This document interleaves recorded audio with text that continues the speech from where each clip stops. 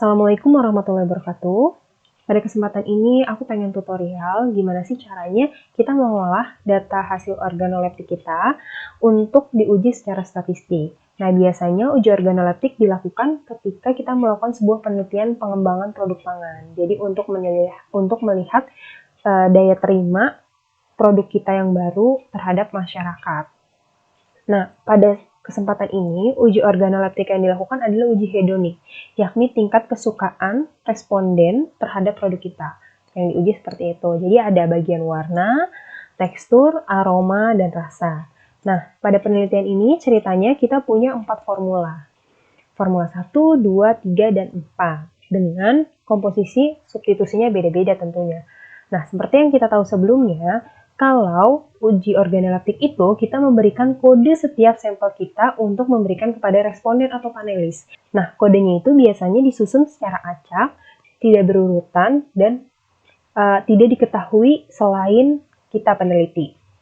Misalnya di sini untuk F1 aku kasih kode 259, F2 714, F3 502, F4 825. Nah, di sini aku menggunakan tingkat kesukanya itu pakai 9 skala. Jadi 1 itu untuk amat sangat tidak suka, 9 itu untuk amat sangat suka. Nah, di sini aku punya 10 panelis. Jadi setiap panelis aku kasih nomor panelis 1 2 3 4 5 6 7 8 9 10. Nah, kalau teman-teman misalnya mau 30 panelis, berarti tinggal teman-teman tambahin 1 sampai 30 di sini. Itu untuk yang F1 dulu. Ya, untuk yang F1 dulu kita buat seperti itu. Kemudian di bawahnya baru F2-nya. Sesuai kodenya. Perlakuan ini kodenya. 1, 2, 3, 4, 5, 6, 7, 8, 9, 10. Terus lanjut lagi F3. Lanjut lagi F4. Kayak gitu. Jadi bisa teman-teman masukin dan siapkan data seperti ini dulu di Excel sebelum kita memasukkan ke SPSS. Tapi teman-teman juga bisa langsung input ke SPSS. Di sini tujuannya dibuat Excel dulu supaya nanti lebih mudah dan tinggal copy paste saja. Nah, selanjutnya ketika kita sudah membuat tampilan Excel seperti ini, kita langsung input ke SPSS. Kita langsung buka SPSS-nya, kemudian kita klik variable view, terus kita masukin kolom-kolom di sini. Yang pertama nomor panelis. Oh ya, karena SPSS itu nggak bisa pakai spasi, jadi kita pakai underscore. Selanjutnya perlakuan, warna, tekstur, aroma, dan rasa. Nah, di sini karena kita nggak ada pakai desimal, jadi semua desimal kita nolin aja. Nah, karena data kita nggak ada yang desimal. Nah, selanjutnya kita ubah jenis datanya untuk nomor panelis itu ordinal, perlakuan ordinal, warna nominal, tekstur nominal, aroma nominal, dan rasa nominal. Nah, kan tadi kita memiliki kode kan untuk setiap perlakuan kita ketika kita memberikan uji organoleptik kepada responden kita. Nah, untuk masuk ke SPSS, kita sederhanakan lagi kodenya. Jadi 1, 2, 3, 4. Ya.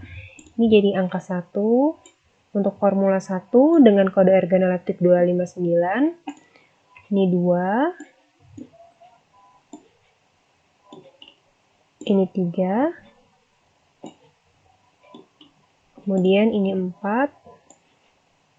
Nah, seperti itu. Jadi kodenya 1, 2, 3, 4.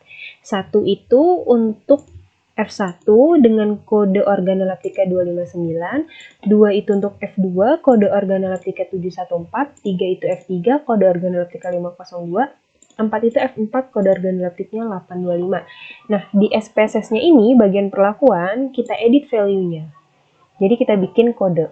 Jadi value 1 untuk F1 dengan kode 259, terus angka 2 itu kode organoleptiknya F2 714,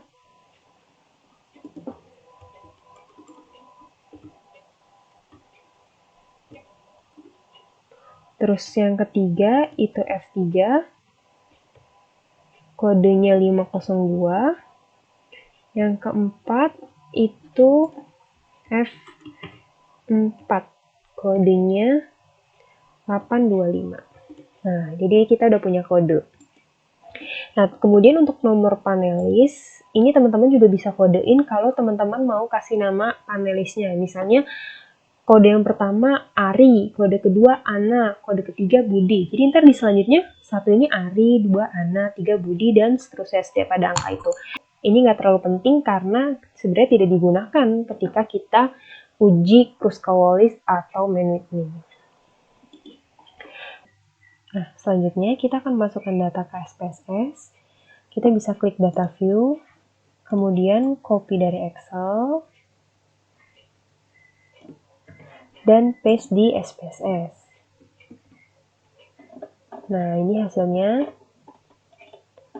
Nah, kalau misalnya teman-teman tiba-tiba lupa, perlakuan 2 ini F berapa sih? Nah, teman-teman bisa klik di value label. Jadi label yang sudah tadi kita buat, ini ada di sini. Nah, untuk langsung masuk ke uji Kruskal-Wallis, teman-teman bisa klik Analyze, kemudian Non-Parametric Test, Legacy Dialog, dan K-Independent Sample. Nah, untuk tes variabel list, ini adalah variabel yang terikat. Misalnya teman-teman mau mengukur warnanya dulu, jadi bisa dimasukin yang warna. Kemudian untuk grouping variabelnya, ini teman-teman masukin perlakuan, terus ada define range-nya. Ini bisa diisi dari yang perlakuan ini. Minimumnya tadi kan angka 1, maksimumnya 4. Kemudian continue. Nah, kalau teman-teman mau ujinya Kruskal-Wallis, kita harus checklist yang Kruskal-Wallis. Terus optionnya ditambahin checklist deskriptif jika teman-teman ingin mengetahui data deskriptifnya. Terus klik continue. Oke.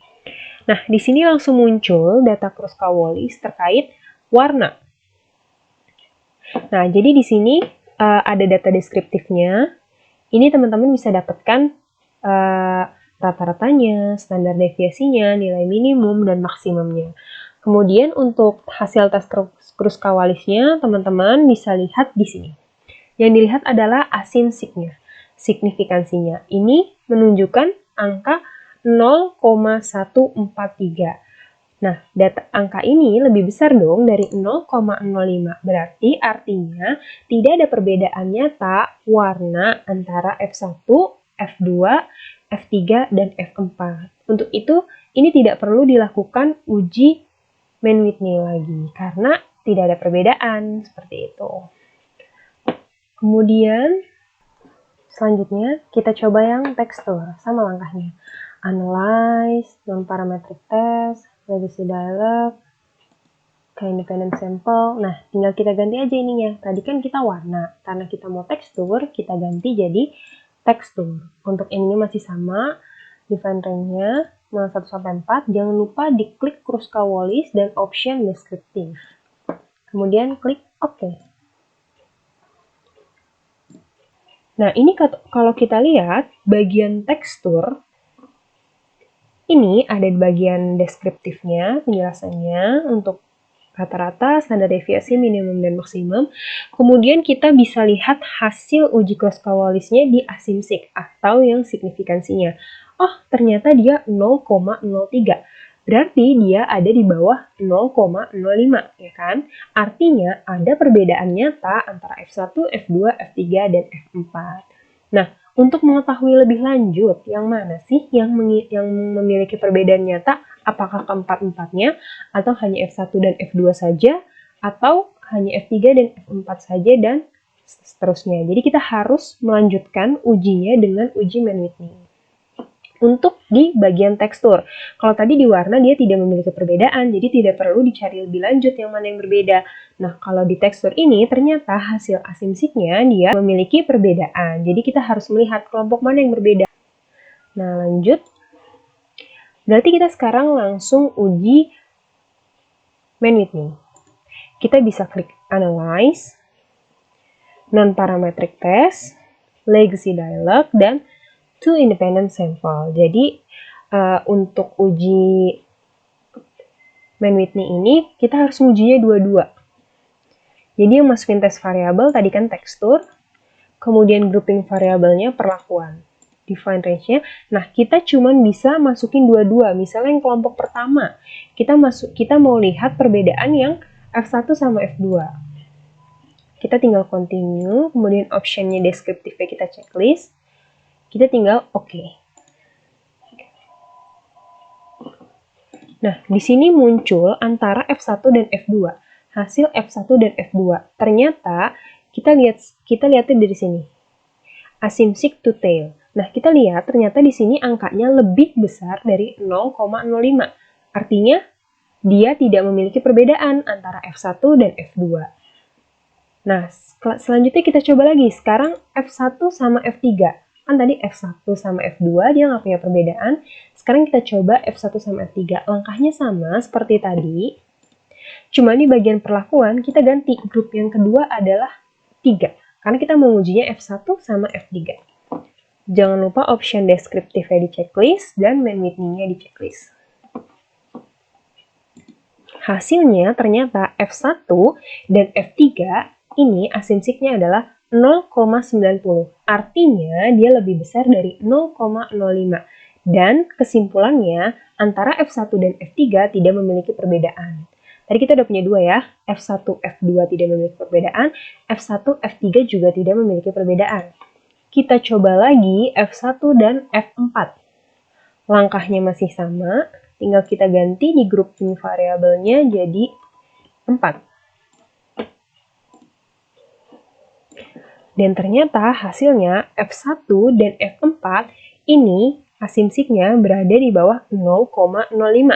Artinya, kita bisa menyimpulkan bahwa F1 dan F4 ini memiliki perbedaan tekstur yang nyata atau signifikan, seperti itu. Dan selanjutnya, kita harus mencoba satu-satu lagi. Tadi kan yang F1, sekarang yang F2, F2 dengan F3, F2 dengan F4, kemudian nanti yang F3 dengan F4. Jadi kita harus cari yang mana saja yang memiliki perbedaan. Seperti itu. Nah, selanjutnya kita akan menginterpretasikan dari hasil uji statistik yang telah kita dapat. Nah, dari semua tabel ini bisa kita ringkas seperti ini. Nah, untuk yang di F1, F2 sama F3, F4 ini kita ambil parameter warnanya dari rata-ratanya. Nah, tapi di data statistik yang kita punya, rata-rata dari F1, F2, F3, dan F4. Sedangkan di sini kita mau buat masing-masing data untuk F1 rata-ratanya berapa, F2 rata-ratanya berapa, F3 rata-ratanya berapa, dan F4 rata-ratanya berapa. Jadi kita harus menguji lagi untuk melihat rata-ratanya dari SPSS ini, tapi satu-satu. Jadi pertama-tama kita akan mencari rata-rata dari F1 menggunakan statistik ini. Caranya, kita bisa mengubah data yang di sini atau menghapus data yang di sini. Jadi untuk F1 saja. Nah, seperti ini. Nah, data ini cuman data perlakuan satu aja atau F1 aja. Jadi nanti teman-teman mungkin datanya ada 30, di sini 10 hanya contoh. Nah, kita buat nyari rata-ratanya, kita bisa klik analyze, kemudian deskriptif statistik, sama klik yang frekuensi. Kemudian kita masukin yang bagian warna, kalau kita mau lihat rata-rata dari yang warna. Kemudian setelah itu kita bisa pilih yang statistik, klik, dan kita kan tadi mau lihatnya rata-rata, bisa diklik min. Nah, kalau misalnya teman-teman mau lihat yang lain, boleh diklik standar deviasi, minimum, maksimum, median, seperti itu. Kemudian klik continue. Dan oke. Nah, seperti ini datanya nanti keluarnya. Jadi ada rata-rata, standar error, median, standar deviasi, minimum, maksimum. Nah, ini bisa langsung dimasukin ke sini. Nah, untuk rata-rata F1, rata-rata warnanya 5,80. Nah, selanjutnya kita bisa tambahin standar deviasinya di sini, kasih plus minus, terus tambahin standar deviasinya 1,033. Nah, selanjutnya untuk F2 ini juga sama. Jadi teman-teman bisa ngubah di sininya jadi yang F2 aja. Jadi di sini teman-teman ganti pakai data yang nomor 2 ini, F2. Copy, paste. Nah, jadi ini untuk data F2 aja, baru kita lihat lagi. Klik analyze, kemudian deskriptif statistik, frekuensi. Nah, kemudian langsung aja kita klik OK. Nah, di sini keluar untuk data F2, jadi teman-teman bisa langsung masukin aja ke sini. Rata-rata F2-nya itu 6,40, kemudian plus minus standar deviasinya 1,174. Nah, selanjutnya untuk F3 juga langkahnya sama. Nah, kemudian untuk F4-nya juga sama langkahnya. Nah, selanjutnya kita akan memberikan simbol notasi huruf yang menunjukkan bahwa jika huruf serupa berarti tidak ada perbedaan nyata pada taraf uji Mann-Whitney yang memiliki alfa 0,05. Nah, dari uji Kruskal-Wallis yang di sini, untuk parameter warna, dia ini memiliki asimsiknya itu di atas 0,05, yang dimana artinya tidak terdapat perbedaan warna baik F1, F2, F3, dan F4. Nah, ini tidak perlu dilanjutkan ke Mann-Whitney sebenarnya, tapi kalau teman-teman mau coba ke Mann-Whitney, itu pasti tidak ada perbedaan juga, karena dari hasil Kruskal-Wallisnya ini tidak ada perbedaan dan tidak perlu dilakukan uji lanjut Mann-Whitney. Jadi karena dia tidak ada perbedaan, jadi kita beri simbolnya, notasinya sama. Kalau F1A, F2A, F3A, F4 juga A. Seperti itu. Nah, nanti kalau misalnya ada perbedaan, dia baru dilakukan uji lanjut menggunakan Mann-Whitney. Dan di sini nanti notasinya akan beda kalau dia memiliki perbedaan. Selanjutnya, kita bisa membuat interpretasi dari tabel yang sudah kita buat. Bahwa hasil uji Kruskal-Wallis parameter warna menunjukkan bahwa p-value lebih dari 0,05. P-value yang dimaksud adalah yang asimsik ini, yang signifikansinya. Sehingga HO diterima dan tidak ada perbedaan nyata antar perlakuan baik F1, F2 maupun F4 terhadap warna tempe kedelai dengan substitusi biji jali. Nah, jika teman-teman ingin menambahkan grafik pada penelitian teman-teman, biasanya kalau untuk organoleptik ini, grafiknya itu menggunakan yang spider web, yang seperti jaring laba-laba. Jadi teman-teman bisa klik insert, kemudian chart, ini bisa pilih yang ini, radar. Nah, pilih ini.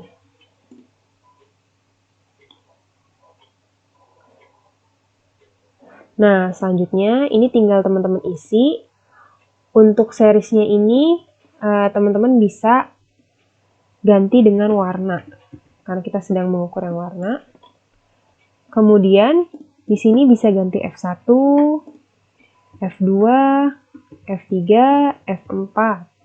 Nah, kemudian di sininya bisa teman-teman isi pakai rata-rata dari warnanya F1, warnanya F2, dan seterusnya.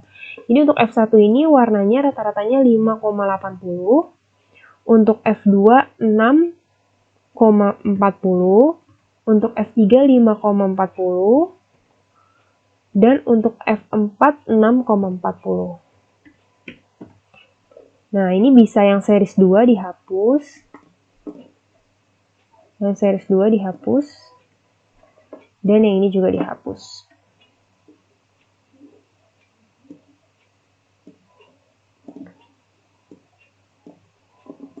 Nah, sehingga jadi spider web-nya seperti ini.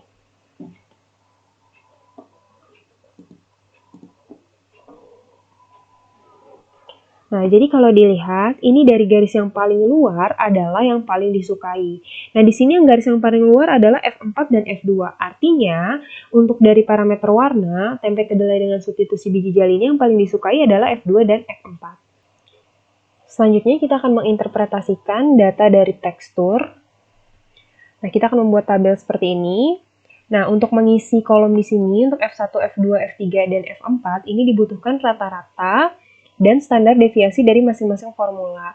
Nah, kalau misalnya data kita seperti ini, itu nanti yang kebaca malah rata-rata dari semua formula. Jadi kita seperti yang rasa tadi, kita harus menghapus formula yang lain.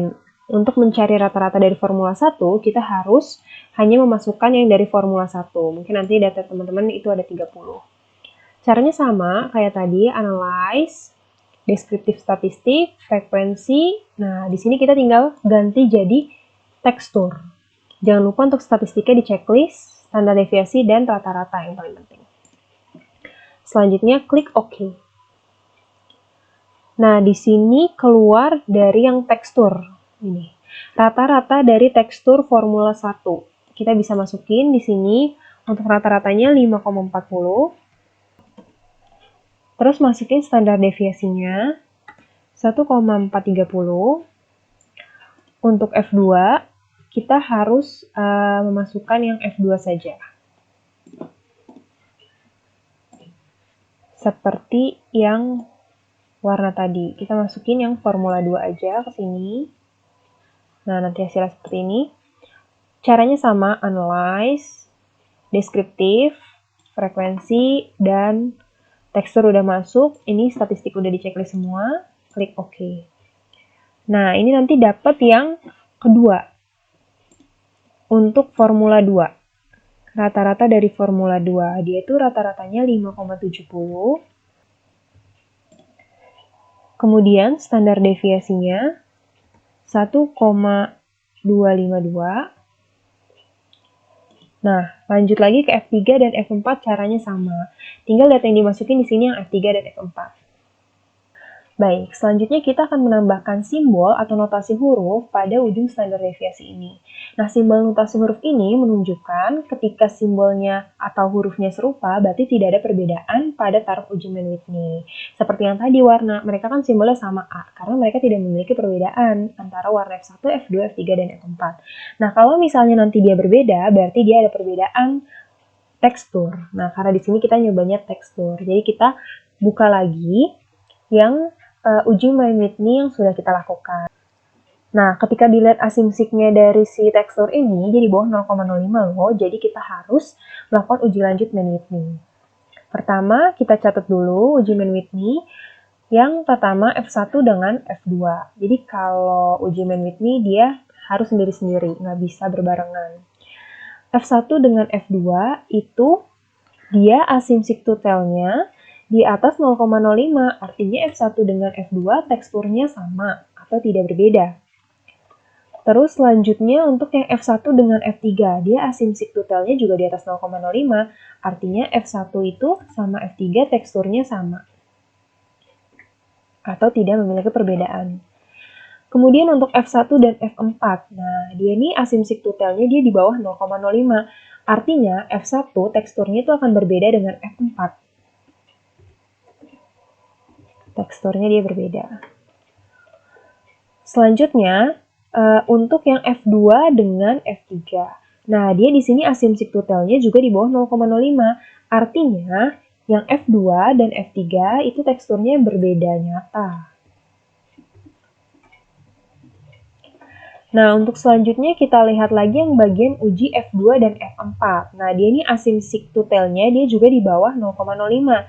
Berarti artinya F2 dan F4 dia berbeda nyata juga.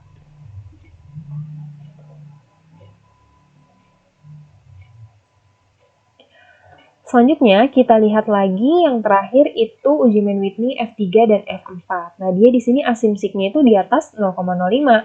Berarti F3 dan F4 itu sama. Nah, hasilnya seperti ini ya. Nah, ini hasil kesimpulan dari Mann-Whitney yang udah kita coba. Sekarang kita tinggal masukin simbolnya. Untuk F1 dan F2 itu sama, berarti simbolnya sama-sama A. Karena dia tidak memiliki perbedaan. Kemudian selanjutnya, F1 dengan F3 sama. F1 dengan F3 sama. Berarti kalau F1A, F3 juga harusnya A. Tapi kita lihat yang hasil lain dengan F3. Di sini ada F2 dengan F3, dia tidak sama. Kalau di F3 di sini kita masukin A, artinya F3 dengan F2 sama. Tapi di Mann-Whitney yang lain antara F2 dan F3 dia tidak sama. Berarti kita nggak boleh ngasih huruf A di sini, tapi kita kasih B. Tapi dia F1 sama dengan F3, berarti F1 juga ditambahin B. Jadi F1 sama dengan F2, sama-sama dengan A. F1 juga sama dengan F3, sama-sama B, tapi F3 tidak sama dengan F2. Seperti itu. Terus kita cari data lagi yang sama. Jadi kita cari data yang sama-sama dulu. Ini udah, ini. F3 sama dengan F4. Berarti kalau F3-nya B, F4-nya juga B harusnya, karena F4 sama dengan F3. Tapi kita lihat data lagi yang bersamaan dengan F4. Ini, F1 tidak sama dengan F4. Kalau kita kasih F4B, maka dia sama dengan F1. Padahal di sini mintanya F1 tidak sama dengan F4, berarti F4 nggak boleh tambahin B. Tapi kita tambahin simbol baru yaitu C. Nah, di sini F4 harus sama dengan F3. Berarti kalau di F4C, di F3 juga C. Seperti itu. Kalau kita udah ngambil data yang sama, yang ini sama yang ini, sekarang kita lihat data yang beda. F1 tidak sama dengan F4. Betul nggak? F1 tidak sama dengan F4. Betul, karena F1AB, F4-nya C. F2 tidak sama dengan F3. Betul, karena F2A, F3BC tidak ada yang sama. F2 tidak sama dengan F4. Tentu, karena di F2 itu A dan di F4 C. Jadi hasilnya seperti ini. Kalau kita lihat.